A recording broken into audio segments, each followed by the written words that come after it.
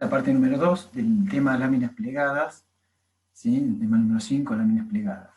Ahora vamos a ver las láminas plegadas, ya no de coronel corrido, sino las láminas plegadas un poco más complejas. Cuando nosotros analizamos láminas más complejas, nos estamos refiriendo a este tipo de láminas en las cuales ya varios bordes de la lámina se encuentran solidarios unos a otros y ya se fue el tema el efecto del cañón corrido, y empiezan a aparecer superficies más cuadradas o circulares. Estas láminas triangulares, como las pueden ver acá, tienen dos de sus lados adyacentes a otra lámina y se encuentran mucho más impedidas de desplazamiento que las del cañón corrido. ¿Cuál es el mecanismo por el cual funcionan las láminas estas más complejas? Es similar al de las láminas de cañón corrido, y lo podemos ver aquí en este análisis de una pirámide de base cuadrada, en las cuales hay 4 placas triangulares, ¿sí?, vinculadas entre sí, entre los vértices, de manera que una placa de análisis, que es esta que está acá, está vinculada a la adyacente por este vértice y a la adyacente por este otro vértice, ¿sí? Y este borde es libre. Entonces, la placa, como en el otro caso también de cañón corrido, tiene un funcionamiento como losa, o sea que la componente horizontal de esta placa recibe la carga y la transmite a los bordes rígidos, incluso al borde libre también, ¿sí? Como placa, como losa, dijimos ese funcionamiento. Como viga, la proyección vertical de este triángulo estaría funcionando como viga entre estos dos extremos rígidos, ¿sí?, y estaría llevando la componente vertical de la carga hacia los extremos de apoyo. Y después, como pórtico, estaríamos en esta situación que sería el funcionamiento de la acción como pórtico, lo que le permite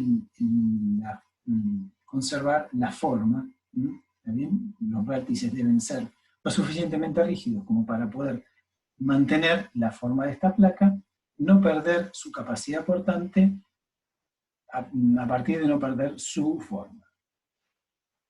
¿Cuál es la diferencia de las otras placas? Bueno, las ruedas de cañón corrido vimos que tenían problemas para resistir con los bordes, para resistir acciones que sean asimétricas. Estas láminas, por el contrario, tienen mucha más capacidad, porque la misma acción de la placa adyacente sirve para contener, por decirlo de alguna manera, ¿sí?, las deformaciones de la placa original. Entonces, entre las 4 placas se van compensando los esfuerzos. Sí se presentan aquí problemas de abollamiento, ¿sí?, que pueda producirse algún abollamiento en el caso de que las cargas estén muy, muy asimétricas, o en el caso de este lado, la carga sobre los vértices también hay asimetría, y esto le puede producir algún tipo de deformación. Pero la verdad es que son elementos muchísimo más rígidos, y el hecho de que todas las placas estén solidarias las hace prácticamente indeformables. ¿Cuál es el punto débil de estas placas? Como en las otras placas, como de estas láminas, como en las láminas de cañón corrido, estas tienen el borde libre como punto bastante débil. Entonces, ¿qué aparece aquí? Y bueno, aparecen otra vez los rigidizadores de borde, que toman el giro de este triángulo y le permiten a la placa triangular y descargar sobre un elemento más rígido que le transmite ya después esa reacción a los extremos de apoyo fijo.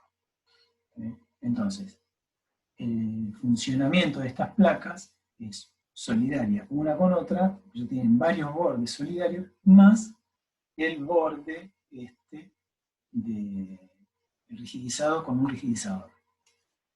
De esta manera, nosotros podemos lograr elementos o conformaciones mucho más complejas, como estas que estamos viendo, en donde, si le seguimos partiendo, podemos llegar a una cúpula o una geodésica, ¿sí?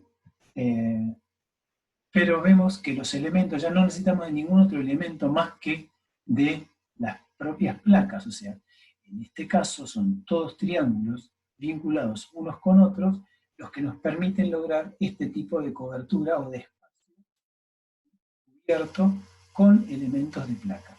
Así podemos seguir partiéndola en más triángulos y vamos a lograr una cúpula geodésica tranquilamente. Entonces, también se pueden lograr a través de este tipo de placas triangulares vinculadas entre sí, por varios lados, láminas que tengan capacidad de pórtico. Ustedes están viendo esto, esto no es un pórtico, sino que son láminas plegadas que forman un pórtico y que funcionan y tienen la misma rigidez o más que un pórtico que cubra esta misma distancia. Acá tienen la maqueta, ven, estos son solamente láminas plegadas. Cualquiera de estas maquetas se hace con papel o con cartón, y ustedes lo pueden practicar en su casa si quieren, o poder hacer la experiencia de ver cómo es el funcionamiento de este tipo de lámina compleja. Bien, maquetas. Ahora bien, si nosotros entramos ahora en las obras habituales, posiblemente nos encontremos con estos tipos de pórticos de láminas formados con láminas plegadas, ni siquiera con una cúpula formada por triángulos plegados. Nos vamos a encontrar, posiblemente, lo más habitual es encontrarse con este tipo de estructura que estamos viendo aquí, que es una escalera plegada. Esta es la escalera que ustedes suben todos los días en la facultad, ¿sí? Una similar, y que está tomada en el extremo superior y en el extremo inferior. En el medio acá no tiene ningún tipo de apoyo, y lo que logra esta escalera es armar una estructura plegada, apoyada en dos niveles, con un voladizo que tiene un funcionamiento, como está indicando aquí, el diagrama de tensiones del programa de elementos finitos. Es un momento positivo de tramo frente a cargas verticales, un momento positivo de tramo, un momento en voladizo en el apoyo, el mismo momento en voladizo en el apoyo y el mismo otro momento positivo de tramo. Con lo cual nosotros estamos viendo que este punto funciona como si fuera un punto fijo. Ahora después en el trabajo práctico vamos a ver cómo funciona este punto, y del cual el voladizo está tomado con continuidad en las dos ramas de la escalera. Si nosotros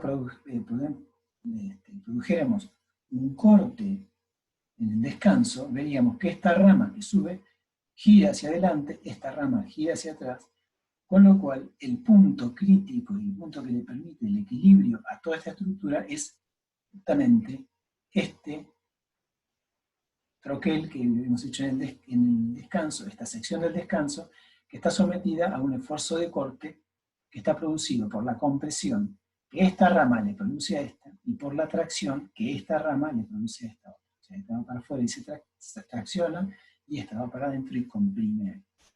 Entonces, después en el práctico lo vamos a ver bien. Aquí hay un esfuerzo de corte que es el que decide si esta escalera se queda en su lugar o no. El punto de apoyo virtual es este punto del descanso.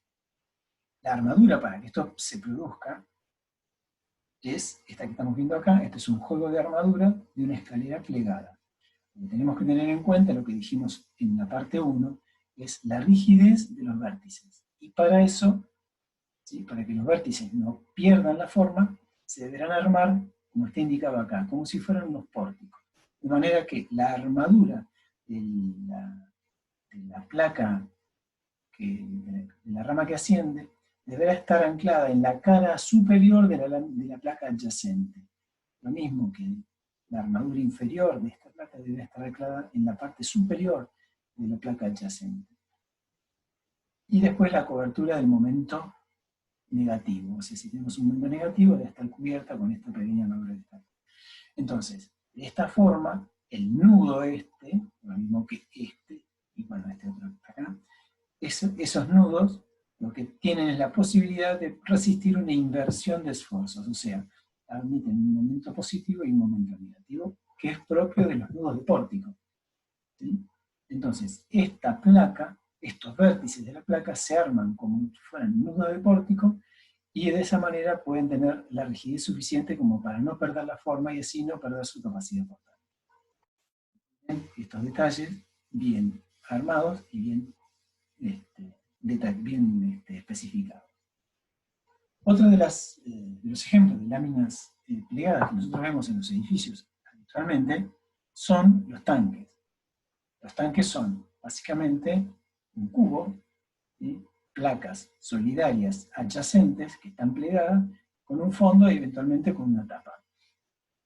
Entonces, ¿cuál es el esfuerzo de estas placas? Bien, el esfuerzo de la placa es, frente al empuje hidrostático, funciona como losa. Funciona repartiendo los esfuerzos hacia ambos tabiques que la contienen y traccionando el fondo y la tapa también.